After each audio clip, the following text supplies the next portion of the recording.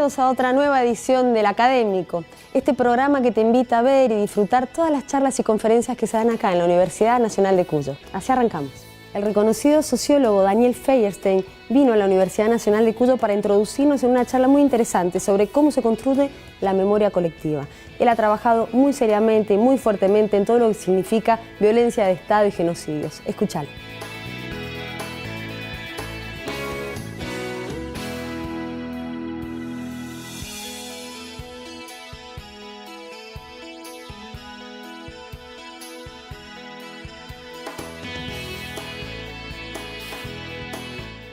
Buenas tardes y muchas gracias a todos. Gracias a la facultad por la invitación y a Silvana y a Mercedes. Un poco la idea en función de lo que habíamos charlado era tratar de pensar a partir de algunos de estos conceptos el contexto actual, ¿sí? Pero para pensar el contexto actual poder hacer un recorrido en función de los modos de construcción de la memoria colectiva, ¿sí? En particular de la memoria colectiva de procesos de violencia de Estado, de violencia de masas, pero pensando algunos elementos generales de cómo se constituye la memoria colectiva, ¿sí? Porque lo que tiene de complejo los procesos de construcción de la memoria colectiva es que operan en un plazo de tiempo más largo. Quizás uno de los autores clásicos desde las ciencias sociales, desde la sociología, que ha trabajado la memoria colectiva es Maurice Salvage, y él habla de marcos sociales de la memoria, ¿sí? Esta idea de que la memoria colectiva lo que vendría a ser son nuestras memorias sedimentadas en el tiempo, ¿sí? Esto es, nosotros construimos. Y la memoria también, en relación a lo que decía Mercedes, también es una construcción, y eso está muy trabajado en distintas disciplinas. No existe en nuestro cerebro ningún lugar que almacene hechos del pasado, ¿sí? Sino que la memoria es una construcción, lo que almacena nuestro cerebro es mucho más primario, son olores, palabras, sensaciones, ¿sí? Imágenes, pero esa narración del pasado, esa escena del pasado constituye una construcción, aún a nivel individual, ¿sí? Ahora, la memoria colectiva es una construcción más compleja, que es esa sedimentación que muchos de nosotros hacemos sobre lo que nos ocurrió. Y que es una construcción que lleva tiempo, que se define en plazos de tiempo más extensos. Y es interesante ese concepto de Albach, de marcos sociales de la memoria, porque es como el marco en el cual inscribimos nuestras memorias personales.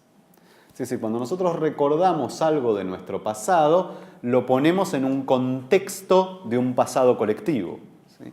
En nuestro país pasaba esto, en nuestra sociedad pasaba esto, en el ámbito donde estábamos pasaba esto.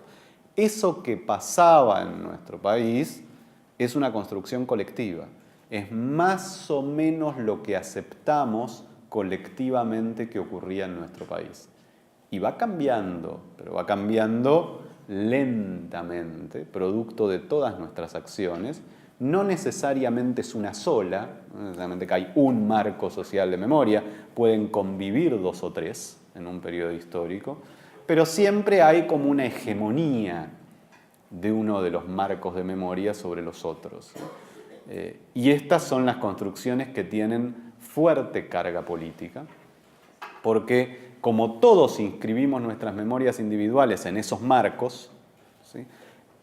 Que el marco cambie implica un montón de cosas para el conjunto de la sociedad. Que el marco vaya cambiando implica que nuestra reflexión sobre lo que nos pasó, incluso individualmente, también va cambiando. Nos puede habilitar más cosas o nos puede impedir más cosas.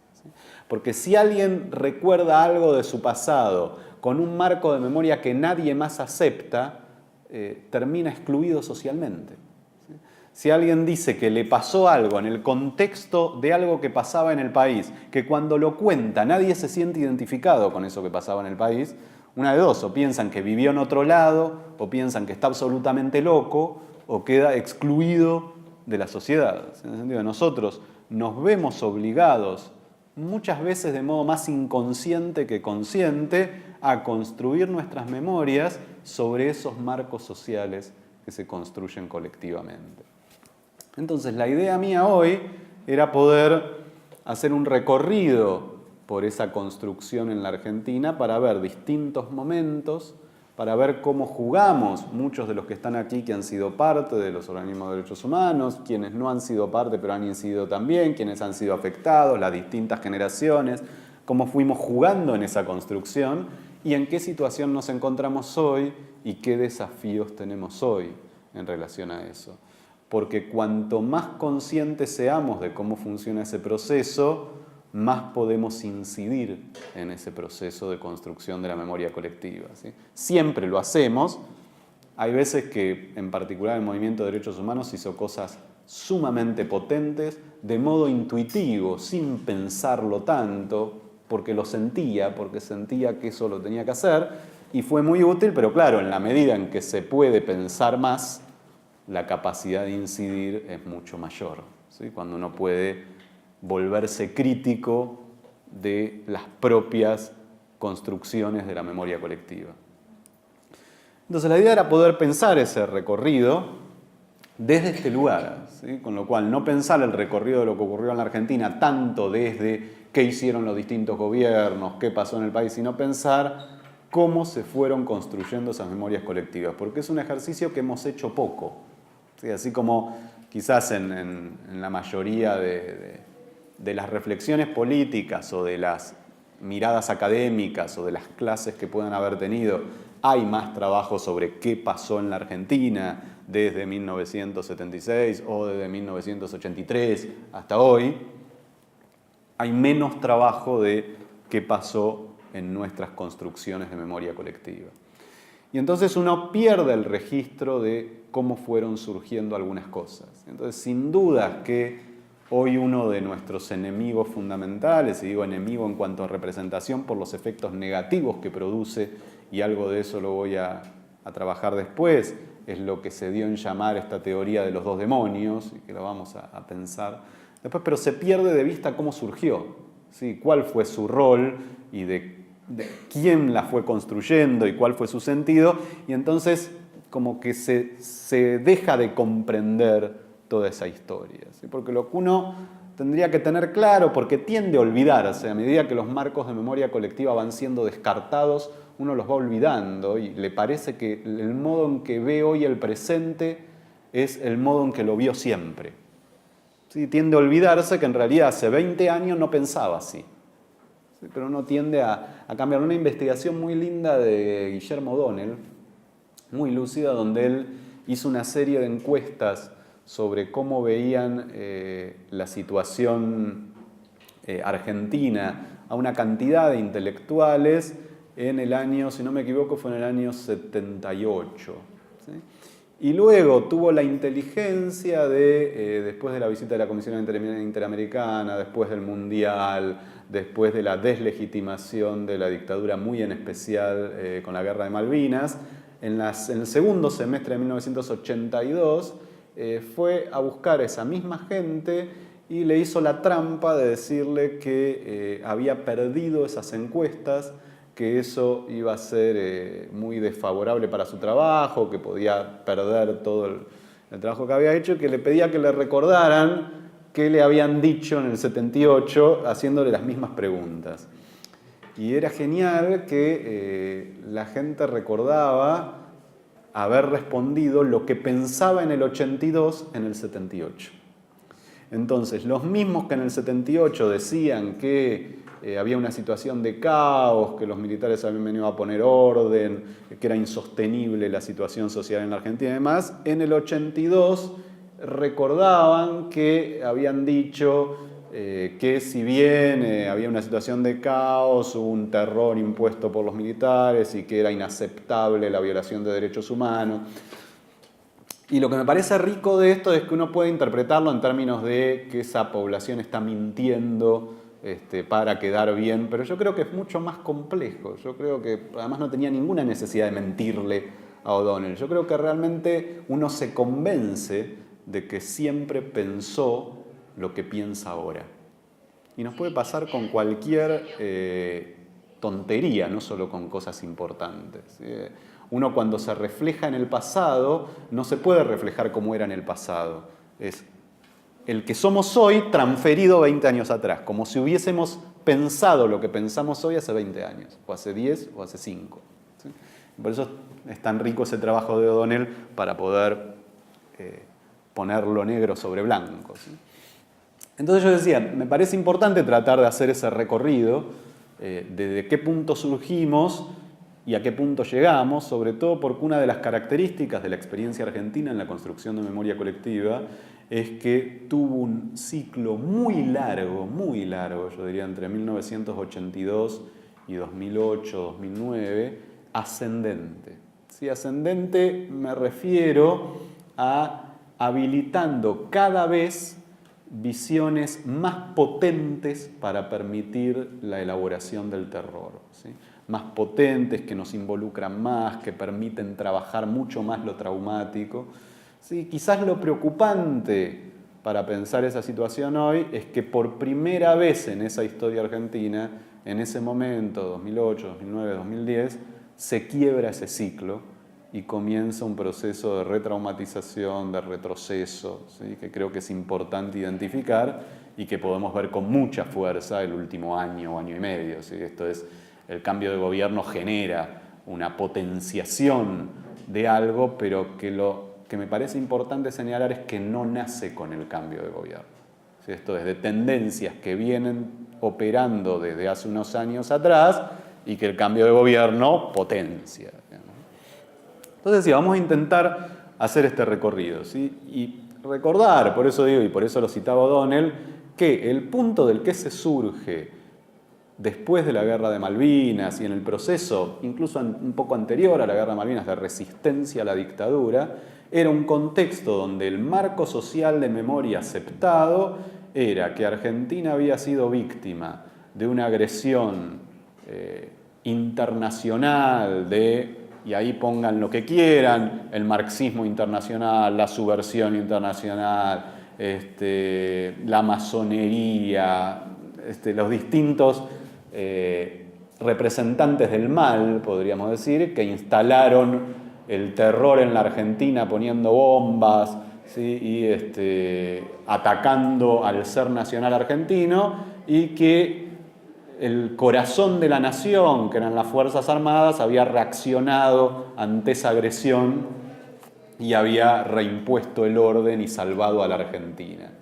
Esta era la versión que se impone socialmente de la mano del terror, ¿sí? Esto es, se impone con campos de concentración, pero se impone como versión de la realidad porque silencia vía la estructura de campos de concentración otras visiones de la realidad, y contra esto, a partir de, por eso digo, del 80, del 82, y con mucha fuerza después de la Guerra de Malvinas, comienza a surgir lo que después se va a llamar la teoría de los dos demonios, que no es un invento de los genocidas, sino un desarrollo que surge de los propios familiares de las víctimas, que surge de algunos sectores del movimiento de derechos humanos, naciente, y que lo que empieza a plantear, interpelando ese sentido común legitimador del exterminio, es, más allá de lo que pueda haber ocurrido en la Argentina en los 70, que será otra discusión,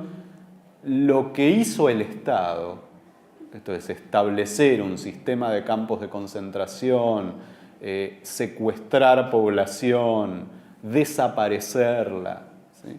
Y no dar ninguna información de ese destino, desmembrar todos las instancias de funcionamiento colectivo, ¿sí? Recuerden que el estado de sitio penaba la reunión de más de 3 personas, ¿sí? O sea, impedía cualquier posibilidad de trabajo colectivo, incluso a niveles muy microsociales. Las modificaciones educativas, por ejemplo, de la dictadura, que recomendaban el trabajo individual e impedían el trabajo en grupo.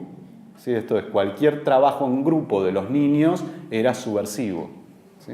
o incluso algo que se ve como ignorancia de los militares, y creo que no era ninguna ignorancia, que fue prohibir la enseñanza de la teoría de conjuntos en la matemática, que tenía que ver con lo mismo. ¿Sí? La teoría de conjuntos permitía pensar la complejidad de los agrupamientos, y esto en un nivel muy epistemológico podía ser subversivo. Entonces, hay toda una política hacia la educación implementada, una cantidad de directivas del Ministerio de Educación que iba a desmembrar esto. Ante eso, esa reacción lo que plantea es: eso que hace el Estado es insostenible, es ilegítimo y tiene que ser juzgado. Y esto es lo que está en la base de ese primer surgimiento de la teoría de los dos demonios que habilita los juicios de los años 80. Lo que dicen es, bueno, en todo caso habrá que juzgar tanto a quienes vulneraron el orden institucional desde la violencia insurgente, decreto 157 de Alfonsín, como a quienes lo combatieron, decreto 158, que llega a decir la introducción del nunca más, hicieron algo infinitamente peor que aquello que venían a combatir. Entonces, lo que digo es una teoría de los dos demonios. La idea de lo de demonio surgió del prólogo de Sábato, ¿sí? En términos de que esa literatura de Sábato que tenía siempre que ver con las imágenes de lo demoníacos, y entonces él la plasma en ese prólogo planteando esta idea de que Argentina fue víctima de dos terrores simétricamente opuestos y demoníacos, y luego llega a plantear esta idea de pero uno es infinitamente peor que el otro. Esa visión era muy limitada, y creo que cuestionar esa visión fue una conquista enorme de la memoria colectiva en la Argentina, pero hay que entender en qué contexto surgió. ¿Sí? Por eso digo, surge como posibilidad de habilitar el cuestionamiento al marco social de memoria previo, que era la legitimación del exterminio. ¿Sí? Y en ese sentido tuvo un rol fundamental, que no podemos olvidar, que es tratar de entender cómo surge. ¿Por qué? Porque la memoria colectiva, así como es un proceso largo en el tiempo, no puede transformarse 180 grados. Nunca, porque si no estaríamos todos locos. La memoria colectiva se va transformando de modos muy sutiles y graduales. En el sentido que si la idea es que nosotros siempre pensamos que lo que pensamos hoy lo pensamos siempre, no puede ser que si hoy pensamos una cosa, mañana pensemos exactamente lo contrario. Sino que lo que va ocurriendo es que va habiendo desplazamientos que nos van llevando lentamente de una mirada hacia otra y nos van permitiendo más cosas o menos cosas. ¿Sí? En ese sentido decía que del 82 hacia acá hay un proceso que se inicia con esa teoría de los dos demonios que va siendo cada vez más rico. Y entonces esa teoría de los dos demonios, que tiene mucha pregnancia porque básicamente uno de los elementos más fuertes de esa teoría de los dos demonios es que exculpa a toda la generación que vivió el genocidio, y eso psicológicamente es muy funcional. Esto es, todo el que vivió durante el genocidio, con la teoría de los dos demonios, dice: ah, no, nosotros los argentinos fuimos atacados por dos fuerzas demoníacas, fuimos víctimas de eso, no tenemos nada que preguntarnos sobre qué hicimos. ¿Sí? Y eso psicológicamente es muy funcional. En algún punto avalaba la represión en un sentido psicoanalítico, no la represión militar, sino la represión en el sentido de que aquellas vivencias que nuestro aparato psíquico no puede soportar son anuladas. Ese es el proceso de represión que funciona en el aparato psíquico, la existencia del sistema inconsciente que trabaja Freud. Entonces la teoría de los dos demonios colaboraba con esa represión. En el sentido de decir, una generación que tenía serios problemas para plantearse la pregunta con respecto a qué hicieron en un momento de terror, la teoría de los dos demonios le permitía eludir esa pregunta. No importa, porque en realidad fuimos víctimas de dos terrores simultáneos que se abatieron sobre la sociedad. Justamente lo rico del avance en la construcción de la memoria colectiva en Argentina es que eso comienza a ser cuestionado, primero por sectores de esa misma generación que siempre lo resistieron, ¿sí? Muy tempranamente muchos organismos empiezan a cuestionar esa misma mirada, incluso apenas terminada la dictadura, y a recuperar la identidad de los desaparecidos, ¿sí? Por lo tanto, no permitir que se los simplifique bajo ese rótulo de los que introdujeron el caos en la nación y empezar a recuperar sus proyectos políticos. Pero sobre todo es puesta muy en cuestión a mediados de los años 90 con la irrupción de una nueva generación, para la cual esa funcionalidad de los dos demonios no resultaba útil. En el sentido que una cosa es una generación, estoy hablando de generación en términos muy amplios, no quiere decir que todo miembro de esa generación sea parte de eso, pero estoy diciendo una cosa es una generación que tenía que eludir la pregunta por su rol, y otra cosa es la generación de los hijos de esa generación que no vivieron ese periodo histórico y a los cuales esto ocurrió en casi todo proceso genocida. Siempre la segunda generación, salvo el caso español, si nos queda tiempo en las preguntas podemos ir a ese caso, en general la segunda generación se propone como cuestionadora e interpeladora de la primera generación en términos de decir la pregunta clásica del nazismo, ¿sí? ¿Dónde estabas tú en la guerra, papá? ¿Sí? Esta idea de porque el nazismo también tuvo una postura similar. ¿Sí? Los nazis eran una especie de marcianos que llegaron sobre Europa y Alemania y desarrollaron el mal, ¿sí? Y todos eran antinazis. Y la pregunta de la segunda generación es, no puede ser. Digamos, si ganaron las elecciones, ¿cómo puede ser que nunca ningún miembro de esa generación se asuma como nazi? Entonces la pregunta de la segunda generación en Alemania es, ¿ustedes qué hicieron? ¿Ustedes dónde estaban? ¿Ustedes qué rol jugaron? Bueno, esa pregunta cuestiona la lógica de los dos demonios, ¿sí?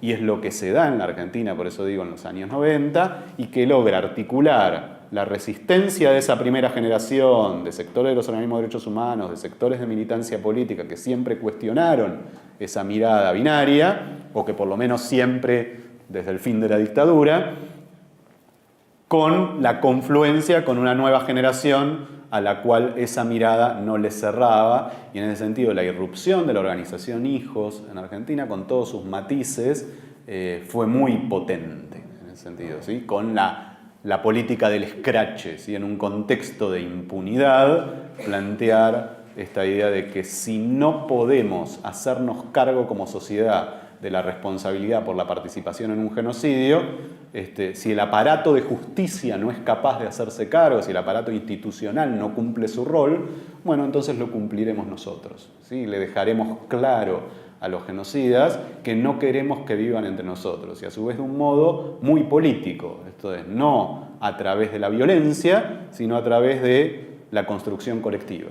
¿sí? Que es la lógica del escrache. No queremos que vivas en nuestro barrio, no queremos que comas en nuestro restaurante, no queremos que bailes en nuestro boliche, ¿sí? Y estas campañas de si te cruzamos en la vía pública, vamos a hacerte saber nuestro repudio. Recuerdo una de las campañas famosas que además ocurrió decenas de veces del Escupa a Astiz. Y como Astiz, una figura muy pública, porque había aparecido mucho en los medios, la cantidad de escupitajos que se ligó a Astiz cada vez que trataba de salir a la calle en ese contexto de impunidad. Entonces lo que digo, bueno, este es un contexto de permanente construcción, de permanente crecimiento que lleva a cuestionar esa lógica de los dos demonios y a poder avanzar con otras visiones, que ahí podríamos decir que el mapa se abre un poco y ninguna termina de construirse como hegemónica, pero todas son superadoras, ¿sí? Hay una que uno de los investigadores que trabaja conmigo, Guillermo Levi, dio en llamar la visión del unidemonio, ¿sí? Que es dejar un solo demonio, ¿sí? Esto es, no son equivalentes, el verdadero demonio fueron las fuerzas represivas, que era muy superador de la lógica binaria de los dos demonios, pero todavía tenía sus problemas, ¿sí? En términos de verlo como demoníaco, verlo como deshumanizado, no poder ver el rol social que implicó ese proceso represivo, seguir poniendo el foco como en un autor que llevó a cabo algo muy irracional y que no se entiende muy bien por qué, ¿sí? Pero al mismo tiempo surge toda esta construcción que después se va a plasmar en lo que van a ser las teorías del genocidio, la calificación como genocidio en las causas, lo que va a ir apareciendo después, que es empezar a observar qué implicó ese proceso represivo en tanto destrucción de relaciones sociales, ¿sí? Y la articulación de ese proceso con un plan económico, con un objetivo estructural. Así llegamos al final de esta edición y te invitamos a ir viendo todo el material que está en www.unidiversidad.com.ar. Ahí haces clic en Nuevo Académico. Muchas gracias por acompañarnos. Hasta la próxima.